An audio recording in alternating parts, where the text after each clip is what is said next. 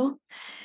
So today I wanted to talk a little bit about wounded healers and what a struggle it can be to engage in our own trauma healing process, which is sometimes very isolating, and be working to help other people at the same time.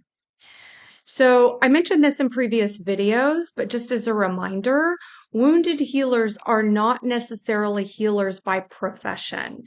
So wounded healers can be in any profession. They are quite frequently found in helping professions like healers, coaches, therapists, teachers, or caregivers in some other way.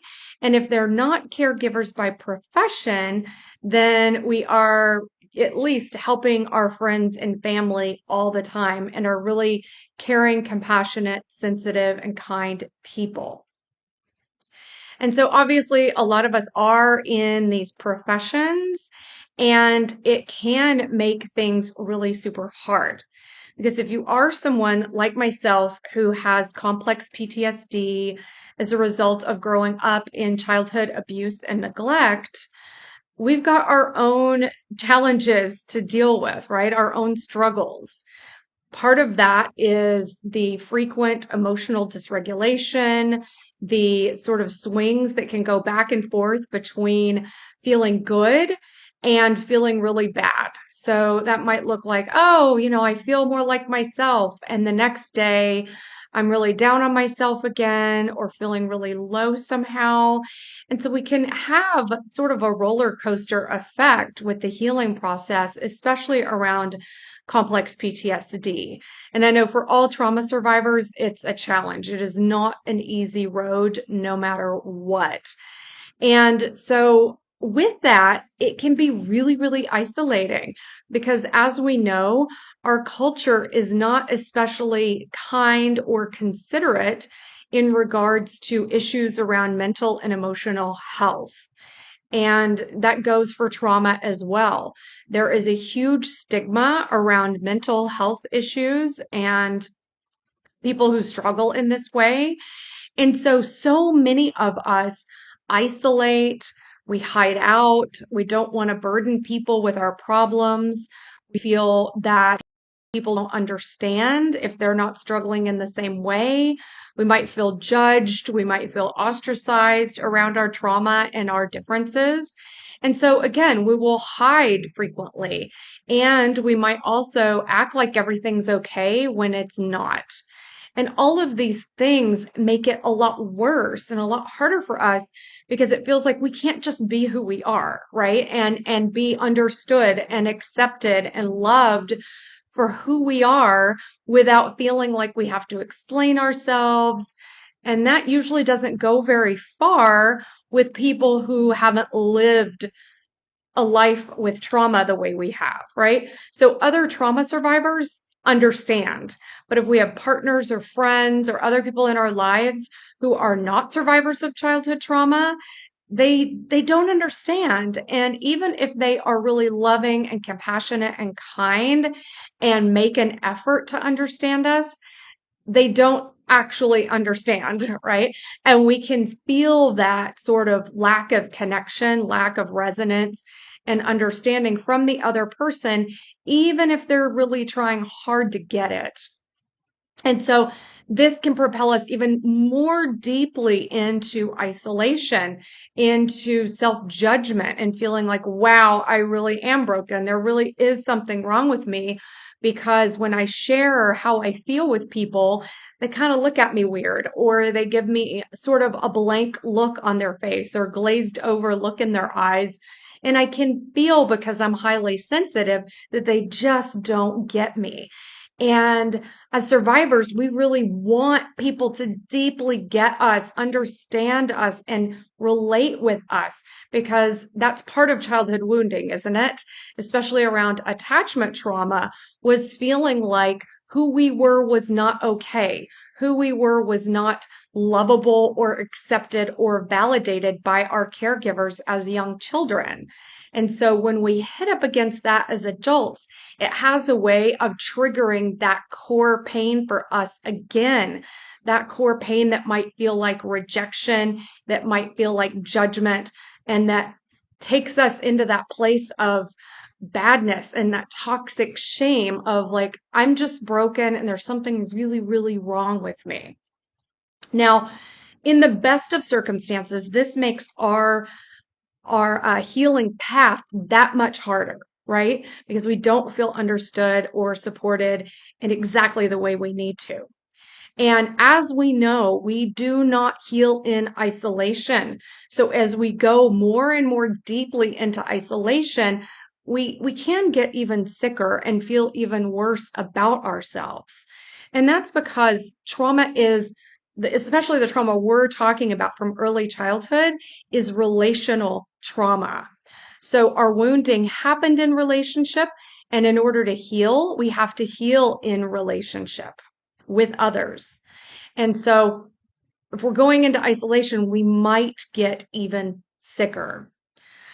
So how does this tie in with a wounded healer? So if we are in a position where by profession or through family or friends or whatever way, we are wounded healers in that we are caregivers to other people, we are deeply compassionate, empathic people who want to help, who want to bring healing to our friends, our family, our clients, our students, and the world in general, then we've got that added pressure of showing up as these, and I'll just use the word healer, as these healers for others in our lives when we ourselves still need healing and might not be fully connected to our own healing energy, right? So we've got the engine of our own healing that's happening, right? And we might be struggling in while we're trying to engage with other people and bring healing to the world. And it can be exhausting. It can be exhausting. It can be frustrating. It can be really draining. And honestly, it can be maddening because we can feel a lot of the time as if we just don't have enough of what we need to carry out our work in the world or carry out our support of those we're here to help, right? Because we don't have enough of it ourselves. And so to me, as a survivor of childhood trauma who's been navigating this world of trauma for 5 decades plus, I can say that trying to do my healing work with others and teaching work with others and navigate healing from CPTSD is massive. It is massive. And there are a lot of days when I feel bowled over by it, where I feel like it's too much, where I feel like maybe I just need to stop doing what I'm doing because I can't handle my own process and being there for other people, at least in the way that I want, right? Because there's an added layer of our deepest, deepest desire being able to show up in the world, in our relationships, and in our work authentically, which is just fully who we are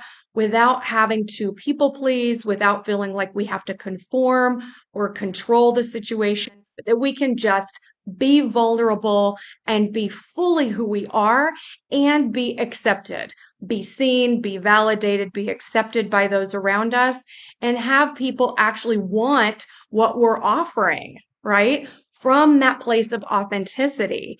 And that can be the scariest, hardest thing, to step out in the world and be seen in our authentic nature, in our authentic self-expression, when we've come from a place where we were taught as young children that who we are was not okay. And we were taught that who we are was not okay, not enough, not worthy, not lovable, right? So we're having to constantly come up against that inner conditioning that says, wait a minute, you're not enough. Wait a minute, there's something wrong with you. Wait a minute, right? It puts the brake on our biggest efforts to put ourselves out in the world to help in the way that we want to. And so it can feel like this start, stop, start, stop, start, stop to what we're trying to put out in the world and who we're trying to be in the world. And a lot of us struggle with imposter syndrome, which is basically what I'm talking about. Like, if I'm still wounded, how can I help anybody else? Right? Um, but I would say to you that the opposite is true, that only the wounded healer can truly heal, because the wounded healer is not someone who has just read a bunch of books or taken some courses or done some certifications, although they might have done that as well. But the wounded healer has lived through it. They've lived through the hell of the trauma and the abuse and the neglect and the mistreatment. So we know in a really deep embodied way from experience, from direct experience, what our clients and students and those in our lives who are suffering are struggling with. We get it, right? And the people that we're here to help feel that from us. They feel it in their bodies that we get it, and we are able to bring, because of that firsthand experience, we are able to bring a level of compassion and understanding to our work that people who are just practitioners who did some studies and what have you do not have access to. And so the world needs wounded healers, right? We are desperately, desperately needed. And us walking the earth as lone wolves on our own, struggling to heal our own trauma, struggling to grow and overcome our own wounding and help others, it just doesn't work. As I said, I've been walking this path on my own, alone in this way for many years, 3 decades, walking my healing path on my own. And it is very, very, very hard and very painful. And we need one another. We need one another desperately, because as I said earlier, we are injured in relationship and we heal in relationship. And so because of this, I am putting together, one of the first things I'm putting together in Wounded Healer School is a online community space where we can join together and support one another in our healing path. That is absolutely imperative. We cannot do it alone. And when we gather in community as survivors, we automatically feel a resonance. We automatically feel validated. We feel understood. We feel seen, and we feel like, oh, I'm okay. There's other people like me. It's not just me. There's not something actually wrong with me. It starts to click that the way I feel is because of what happened to me. It's not because something is wrong with me, right? And that makes all the difference when we see people around us nodding that they get it. We get that they get us. We can feel that in our own bodies. And then that we feel supported by one another, and that we too are able to show up and support our sisters who struggle in the same way. So this is one of the first things that's coming out, is this membership portal, like I said. And the second thing, maybe not in this order, but soon to come, is my embodied shamanism program. I just got done writing it up. My embodied shamanism program is essentially the culmination of my life's work. It is the path that took me decades to put together. I usually liken it to say that I found pieces of the puzzle, one here, one there, one here, one there, from different healing traditions, healing paths, different teachers, different places, right? And put them together and created this sort of puzzle of map, as it were, of healing, personal transformation, embodiment, and self-mastery for wounded healers. Now, as we know, one path does not work for everyone, but what's great about this path is that it includes many different traditions, including somatic experiencing work, energy medicine, trauma recovery coaching, Buddhist psychology, transpersonal psychology, divine feminine archetypal healing, myth, and shamanism. So shamanism is really an amazing path, and I will say more about it later. But just to keep this brief, in the shamanic realm, trauma is seen as the birth of a healer. That someone who has undergone the kind of trauma we have as survivors, that were born into a family system that was broken, are the wounded healers. And it's believed that that wound is the birthplace of the healer. And that as we move closer into our wounding and unpack and uncover our wounds and move through the grieving process and all of these layers of pain, that we gain access to our soul's unique medicine, because we all carry unique medicine in our soul. And so through this alchemical process, we uncover that and we ignite the healer within us.